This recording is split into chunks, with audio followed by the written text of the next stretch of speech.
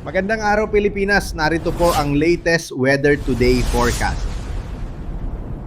Makikita natin sa ating latest satellite images, wala po tayong minomonitor na low pressure area sa loob at labas ng Philippine Area of Responsibility. Pero makikita nyo pa rin yung makaulapan na magdadala ng mga pag-ulan. Ito po ay dulot ng easterlies sa malaking bahagi dito sa may eastern section ng ating bansa.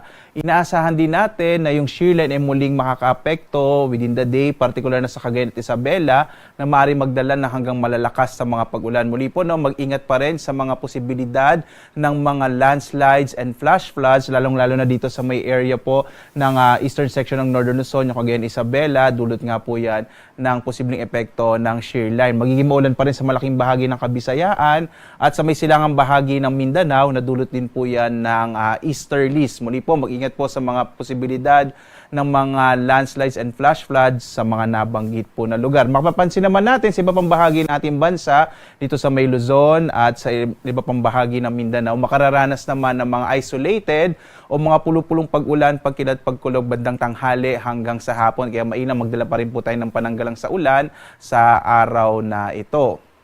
At dito nga sa Luzon, makikita po natin na ang posibilidad pa rin ng hanggang sa malalakas sa mga pag-ulan dito sa may silangang bahagi ng Luzon. Itong Cagayan at Isabela, makakaapekto yung shear line, maaaring magdala ng hanggang sa malalakas na mga pag-ulan. Gayon din sa may Aurora, Quezon, Bicol Region at Mimaropa. Ito ay dulot naman ng easterlies. Samantala, umiiral pa rin ang hanging amihan at inaasahan nga natin na sa mga susunod na araw o hanggang bukas ay lalakas muli itong amihan at magdadala ng mga pag-ulan, partikular na sa may lugar o sa may lalawigan ng Batanes. Sa nalalabing bahagi ng Luzon, kasama na dyan yung Metro Manila, makararanas pa rin ng mga isolated o pulupulong pag-ulan, pagkinat, pagkulog sa dakong hapon hanggang sa gabi. Sa may area ng Ilocos Region, mas maliit naman yung posibilidad ng mga pag-ulan. Samantala, yung agwat ng temperatura natin sa Lawag na sa 23 to 33 degrees Celsius, sa Baguio 16 to 23 degrees Celsius, sa Tuguegarao 23 to 28 degrees Celsius, habang sa Kamaynilaan nasa 23 to 31 degrees Celsius, sa Tagaytay 21 to 29 degrees Celsius, sa Legazpi naman 23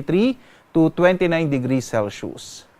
Dumako tayo sa Palawan, Visayas at Mindanao. Sa Palawan, inaasahan din natin ang maulap na kalangitan na may kalat-kalat ng mga pag-ulan, pagkilat, pagkulog.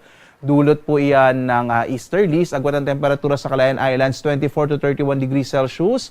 Sa Puerto Princesa naman, 24 to 31 degrees Celsius. Samantala, malaking bahagi po ng Palawan or ng Visayas ang makararanas ng mas malaking posibilidad ng mga pag-ulan sa araw na ito. Kanina nga pong bandang alas 2 sa umaga, nag-issue ng heavy rainfall warning, particular na sa may bahagi ng Negros Oriental at Negros Occidental at southern part ng Cebu. So, posible po yung malalakas pa rin ng mga pag-ulan na kung minsan ay maaaring magdulot ng mga landslides and flash flood. Ngayong araw, magiging maulap pa rin sa malaking bahagi ng Kabisayaan na dulot ng easterlies. Agwat ang temperatura sa Iloilo, 25 to 29 degrees Celsius. Sa Cebu naman, 25 to 30 degrees Celsius. Habang sa Tacloban, 24 to 30 degrees Celsius.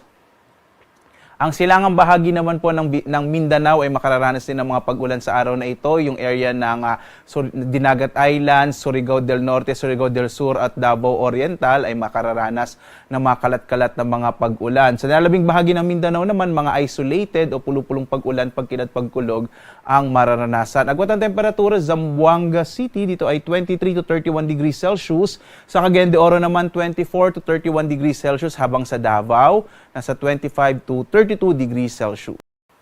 Narito naman ating inaasahang magiging lagay ng panahon sa mga susunod na araw. Hanggang araw na po ito ng Pasko. Bukas hanggang Martes ay inaasahan pa rin natin ang mga pag-ulan dito sa may silangang bahagi ng ating bansa dahil sa epekto or sa mga epekto po ng shear line at ng easterlies. So asahan pa rin na magiging maulan dito sa may eastern section ng ating bansa. Samantala, inaasahan nga natin yung paglakas ng northeast monsoon o hanging amihan, kaya posible po na mag-issue tayo ng gale warning lalong-lalo na sa mga baybayin ng Northern Luzon.